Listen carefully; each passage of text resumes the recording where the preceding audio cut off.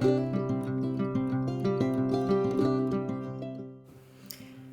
and welcome to this lesson on how to make my sausage, date, pecan, and apple stuffing. I make this in the Crockpot, and I also have a make-ahead option.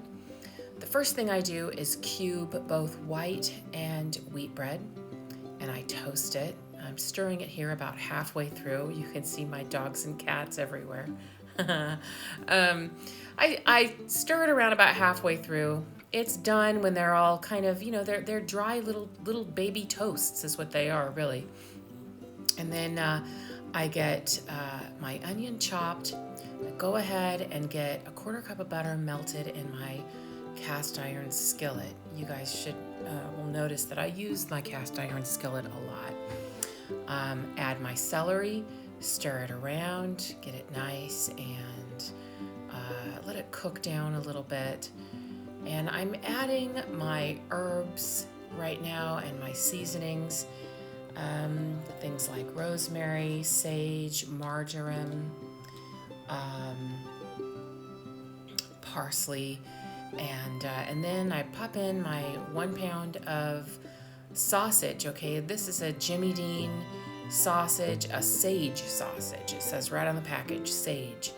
And this is what I've been using for years. It's a great addition to the Thanksgiving dinner.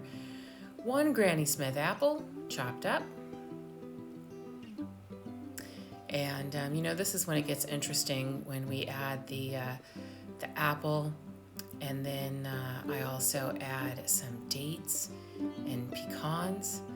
Just keep on stirring that sausage mixture, and it's going to cook up really nicely. So chopping up my dates right now.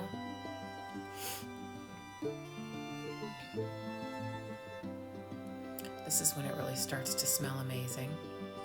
And my pecans as well.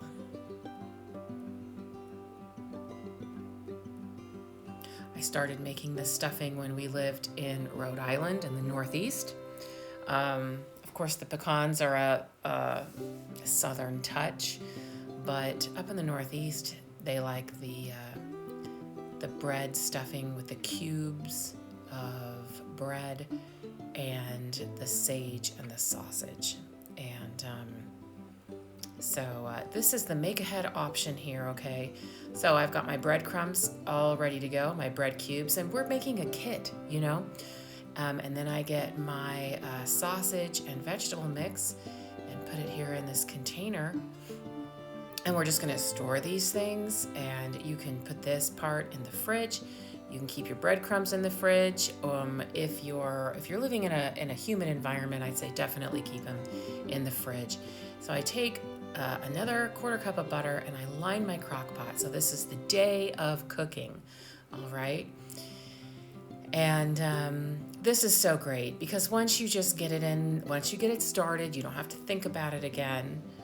And then I pour on the chicken broth, toss it around a little bit just to make sure it's well incorporated. And then, this bakes in the crock pot so beautifully on low for 4 hours. Give it a stir every once in a while to make sure the sides don't stick. And enjoy. Thanks so much for watching this. Bye-bye.